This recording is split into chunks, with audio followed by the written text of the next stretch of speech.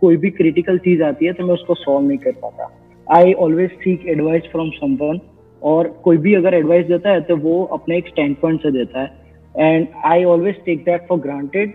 और मैं I like critically मतलब सोच नहीं पाता कि इस प्रॉब्लम को मैं पर्सनल लेवल पे कैसे सॉल्व कर सकता हूँ। ऑलवेज सीक फॉर समवन कि वो मुझे एडवाइस देंगे और then I will work on it. The problem that you are talking about कि भाई हम क्रिटिकली नहीं सोच पाते हैं या फिर किसी भी प्रॉब्लम की हम डेप्थ में नहीं जा पाते हैं, ये अकेले आपकी प्रॉब्लम नहीं है। जो आपकी जनरेशन है ना, ये मतलब you must be around 22, 23 if I am not wrong, right? 21, right. हाँ, तो ये जो एज ग्रुप है ना, ये जो 20-22 साल की एज ग्रुप है, इस एज ग्रुप में बहुत लोगों को ये प्रॉब्लम आ रही है कि मतलब माइंड एक जगह पे टिकता ही नहीं है। इनफैक्ट इसी को आप थोड़ा सा और आगे बढ़ाओ तो इसका प्रॉब्लम का एक नाम भी है जो कि ऑफिशियली मेडिकल टर्म्स में जिसको ADHD बोलते हैं, कि बेसिकली हमारा जो माइंड है वो हाइपर एक्टिविटी मोड में रहता है, कि मतलब माइंड में हमेशा कुछ ना कुछ घूमता ही रहता है। और अगर हमको अपने माइंड को एक जगह पे टिकाना हो, लगाना हो, तो वो हो नहीं पाता है। ऐसा ही है ना प्रॉब्लम, कि हमारा जो अटेंशन स्पैन है वो बहुत ही कम हो गया है, और अगर कोई मोबाइल पे कुछ ऐसा चल रहा है जो आपकी अटेंशन को ग्रैब कर ले तब तो कोई दिक्कत नहीं है, that is like more of a passive approach. But अगर एक्टिवली आपको कहीं किसी प्रॉब्लम में दिमाग लगाना है और उस प्रॉब्लम की डेप्थ में जाना है और आउट ऑफ द बॉक्स सोचना है, तो वहां पे इश्यूज आने लग जाते हैं, क्योंकि वहां पे बेसिकली हमारी ऐसी आदत नहीं है, हमारी ऐसी हैबिट नहीं है। तो अब बात आती है कि इसका सोल्यूशन क्या है। आप क्या करो, अपने आप को किसी चैलेंजिंग एनवायरनमेंट में डाल दो जहां पर कि आपके पास में कोई ऑप्शन ना हो, बट आपको हर कदम पे दिमाग लगाना ही पड़े। For example, you can go on a track. आप जैसे अभी कनाडा में हो, राइट? तो वहां पे आसपास में कुछ ऐसी माउंटेन्स होंगी, कुछ ऐसे रीजन्स होंगे, कुछ वैलीज होंगी जहां पर के ट्रैक्स होंगे, तो आप ट्रैकिंग के लिए जा सकते हो। उससे क्या होगा कि you can't afford to be passive there, क्योंकि अगर आपने गलती करी तो पैर फिसल जाएगा, गिर जाओगे, लग जाएगी, हर कदम पे आपको अलर्ट रहना होगा। तो इससे क्या है, आपकी प्रैक्टिस होगी इस मूवमेंट में पूरी तरह से रहने की। वो जो आप प्रॉब्लम जो आप बता रहे हो ना, उस प्रॉब्लम की जड़ क्या है कि हमारा जो माइंड है वो इस मूवमेंट में नहीं रहता है, वो पास्ट में और फ्यूचर में भागता रहता है। अगर कुछ हमको ऐसा मिल जाए जो कि हमारी अटेंशन को ग्रैब कर ले तब तो दिक्कत ही नहीं है, that is more like passive. But actively हम अपने माइंड को यूज नहीं कर पाते हैं कि एक जगह पे टिका करके रख पाए कई घंटों तक या कई दिनों तक एक प्रॉब्लम के साथ में ठहर पाए, तभी तो उसकी डेप्थ में जाएंगे, तभी तो हम क्रिटिकली सोचेंगे, तभी तो उसके अंदर से हम सोल्यूशन निकालेंगे।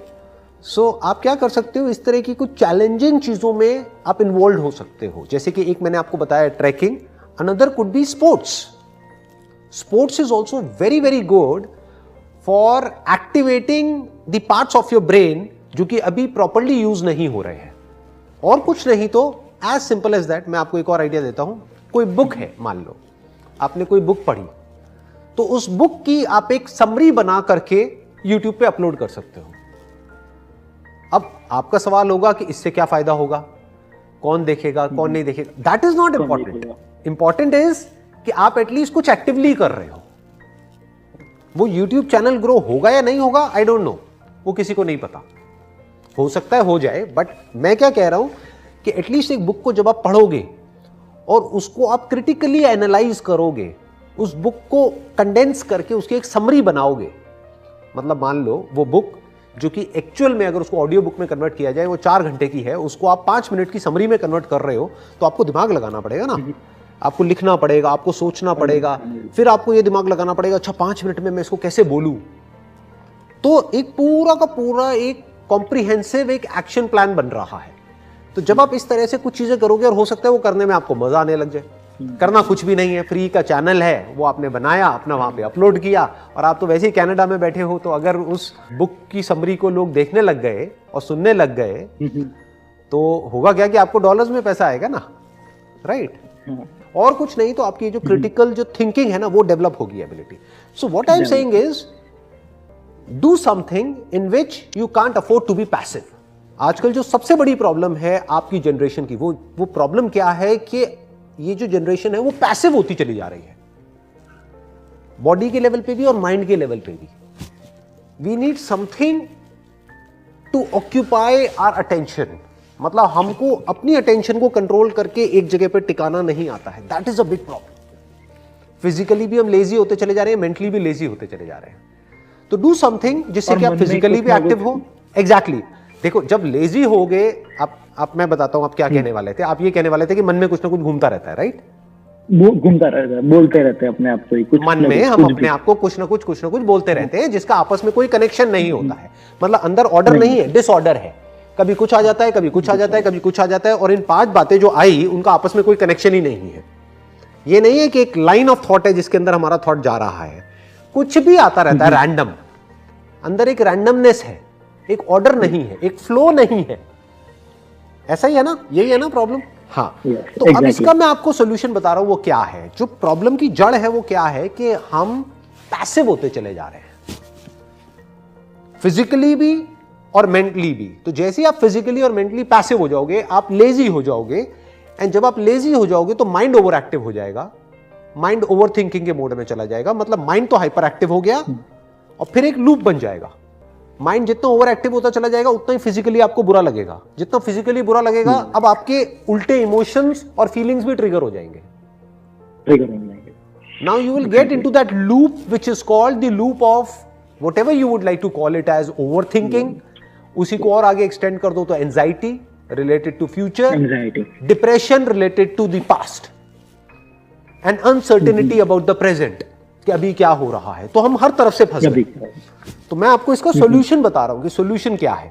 फिजिकली एक्टिव हो जाओ, वो कैसे होना है वो आपकी चॉइस है, वो आपकी कॉल है। फिजिकली एक्टिव हो जाओ, मेंटली एक्टिव हो जाओ, not in the sense of over thinking. Mentally active का लोग गलत मतलब निकाल लेते हैं। वो कहते हैं यार मेंटली तो पहले से ही बहुत एक्टिव है, बहुत कुछ घूमता रहता है माइंड में। नहीं, वो चिंता है। मैं जिसकी बात कर रहा हूं वो चिंतन है।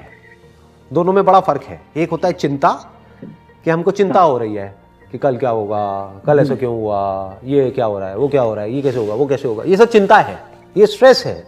मैं जिसकी बात कर रहा हूं वो चिंतन है। चिंतन मतलब thinking, critical thinking, logical thinking, analytical thinking, and if required imaginary thinking. बहुत बार आपको चीजें इमेजिन करनी होती है। जैसे अगर आप कोई बिजनेस कर रहे हो या कुछ भी कर रहे हो तो वहां पे इमेजिनेशन का भी एक बहुत बड़ा रोल है, बट वो हमारे कंट्रोल में होना चाहिए। ऐसा नहीं कि कुछ भी इमेजिनेशन हमारी माइंड में आ रही है, कुछ भी सपने आ रहे हैं उल्टे सीधे और फिर हम उसी से डर रहे हैं, कुछ भी उल्टा पुल्टा घूम रहा है। आप समझ गए? तो ये अकेले आपकी प्रॉब्लम नहीं है, सबकी है। और इसका यही सोल्यूशन है कि हमारी बॉडीज बनी है एक्टिव रहने के लिए। जितनी आपकी बॉडी एक्टिव हो जाएगी आपका माइंड पीसफुल हो जाएगा। अब उस पीसफुल माइंड को एंजॉय नहीं करना है, उस पीसफुल माइंड को यूज करो किसी ढंग की जगह पे माइंड को लगाने के लिए, ताकि माइंड की भी मसल स्ट्रांग हो। जैसे बॉडी की मसल स्ट्रांग होती है ना, ऐसी माइंड की भी मसल स्ट्रांग होनी चाहिए। That should be the focus, that should be the goal. और उसमें अपने आप को चैलेंजिंग जगहों पे डालो। हम लोग चैलेंजेस को अवॉइड कर रहे हैं। फॉर एग्जाम्पल, आपको डर लगता है प्रेजेंटेशन देने में। मैं एक एग्जाम्पल ले रहा हूं कि लोगों के सामने बोलने में डर लगता है, फियर ऑफ पब्लिक स्पीकिंग। बहुत लोगों के अंदर ये डर होता है। और कुछ नहीं तो एक कैमरा लगाओ। कैमरा भी क्या लगाना है, आजकल तो मोबाइल में सबके कैमरा है। मोबाइल लगाओ और अपनी एक प्रेजेंटेशन दो। अपने आप को चैलेंज करो कि आज मुझे क्या करना है। आज मुझे एक प्रेजेंटेशन तैयार करनी है 5 मिनट की। उसको कौन देखेगा, दैट इज नॉट इंपॉर्टेंट। कोई नहीं देखेगा, मैं खुद देखूंगा। मैं देखूं तो सही, मुझे पता तो लगे मेरा लेवल क्या है। ये गेटिंग? हाँ, तो कुछ ऐसी चीजें करनी होती हैं। जरूरी नहीं है कि वो एक पैटर्न में हो या वो बिल्कुल उस तरीके से हो जिस तरीके से सब करते हैं। यानी कि मैं ये करूंगा, मैं ये करूंगा, फिर मैं जॉब करूंगा। ये तो सभी सोच रहे हैं ना इस तरीके से। मैं क्या कह रहा हूं, do something which challenges you as a person, जो आपकी लिमिट्स को पुश करने के लिए आपको इंस्पायर करे। और रोज आप कुछ ऐसा करो जिसमें कि आपको मजा भी आए और आप बेटर होते चले जाओ डेली बेसिस पे। इस तरह से अगर आप सोचते रहोगे ना, तो आप खुद देखोगे कि जो आने वाले 1-2 साल बाद आप बन जाओगे वो उससे बहुत अलग होगा जो अभी आप करेंटली हो। That will be a much better version. जैसे वर्जन आते हैं ना ऐप्स में, ऐसे ही आपका एक नया वर्जन आएगा। हाँ, कोशिश करो हर हफ्ते में या हर महीने आपका एक नया वर्जन आना चाहिए। Version 2.0, 3.0, 4.0, may be 100.0, whatever. चलने दो ना, आगे बढ़ने दो। तो अपने वर्जन को कॉन्स्टेंटली इंप्रूव करते रहो, उस पर फोकस रखो।